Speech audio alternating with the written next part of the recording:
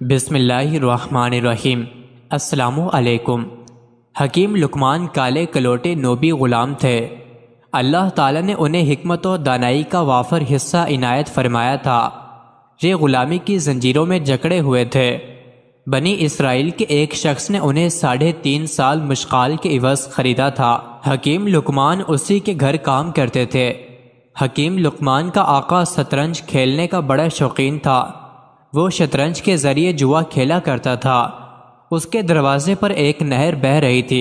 ایک دن وہ اس شرط پر شطرنج کھیل رہا تھا کہ فریقین میں سے جو ہار جائے وہ اس نہر کا پورا پانی پیے گا، بصورت دیگر ہارے ہوئے ساتھی کو جرمانے کے طور پر فدیہ دینا پڑے گا، جس کا تعین جیتنے والا ہی کرے گا۔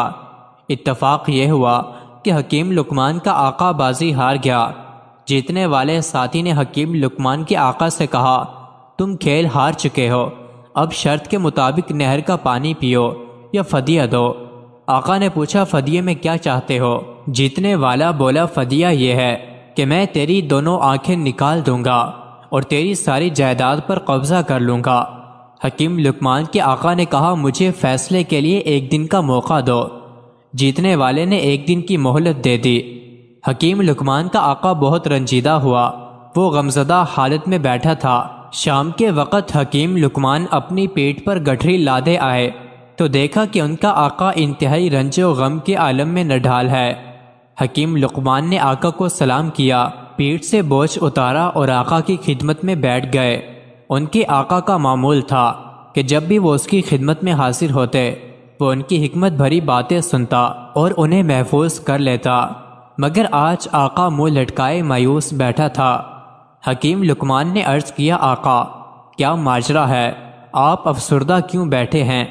آقا نے غلام کی بات پر کوئی توجہ نہیں دی اور اپنا رخ پھیر لیا۔ حکیم لقمان نے دوسری اور تیسری دفعہ اپنی بات دہرائی، مگر آقا نے ان سے کوئی بات نہیں کی۔ بالآخر حکیم لقمان نے زور دے کر پوچھا، آقا آخر آپ اس قدر گمسم کیوں بیٹھے ہیں؟ اپنے درد کا اظہار کریں۔ اگر میں آپ کے درد کا مداوا نہیں بن سکتا تو اس درد میں شریک تو ضرور ہو سکتا ہوں، بلکہ یہ بھی ممکن ہے کہ آپ کی سنگین پریشانی حل کرنے کا میرے پاس کوئی نسخہ نکل آئے جو آپ کے حق میں مفید ثابت ہو۔ آقا نے یہ بات سن کر انہیں اپنے شدید رنج و غم کا سبب بتلا دیا۔ پوری داستان سننے کے بعد حکیم لقمان نے تسلی دی، آپ بالکل غم نہ کریں، میرے پاس اس شرط سے نکلنے کا طریقہ موجود ہے۔ آقا نے بےتابی سے پوچھا، وہ کون سا طریقہ ہے؟ حکیم لقمان نے سمجھایا، جب وہ جیتنے والا آدمی آپ کے پاس آئے اور کہے کہ اس نہر کا پانی پیو تو آپ اس سے اطمینان سے پوچھیں کہ نہر کے دونوں کناروں کے درمیان والا پانی پیوں یا پہاڑ کی طرف کا پانی پیوں۔ آپ کا یہ سوال سن کر وہ لازماً یہ کہے گا کہ دونوں کناروں کے درمیانی حصے کا پانی پیو۔ جب وہ یہ کہے تو آپ اس سے فوراً کہیں، ٹھیک ہے میں نہر کے دونوں کناروں کے درمیانی حصے کا پانی پیوں گا، مگر پہلے تم بہاؤ کو روکو تاکہ میں پانی پی لوں۔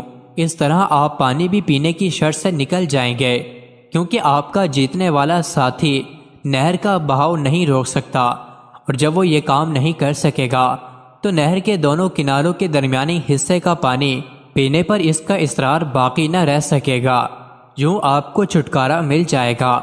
آقا کو دانش مند غلام کی ترکیب بڑی اچھی لگی اور اس کے دل کو قدرے سکون ملا۔ اگلے دن صبح اس کا ساتھی آیا۔ اس نے مطالبہ کیا کہ میری شرط پوری کرو۔ آقا نے کہا، بہت اچھا، پہلے یہ بتاؤ کہ نہر کے دونوں کناروں کے درمیانی حصے کا پانی پیوں یا بہاؤ والے حصے کا؟ ساتھی نے کہا، کناروں کے درمیانی حصے کا پانی پیو۔ آقا نے کہا، بہت اچھا، اب تم یوں کرو کہ پہلے نہر کا بہاؤ روکو تاکہ میں تمہاری شرط پوری کر سکوں۔ ساتھی بولا، تم کیا کہہ رہے ہو؟ کیا یہ میرے لیے ممکن ہے؟ آقا نے کہا، پھر ہماری شرط بھی ختم ہو گئی۔ یوں یہ معاملہ بخیر و خوبی ختم ہو گیا۔ آقا بڑا خوش ہوا اور اس خوشی میں اس نے حکیم لقمان کو آزاد کر دیا۔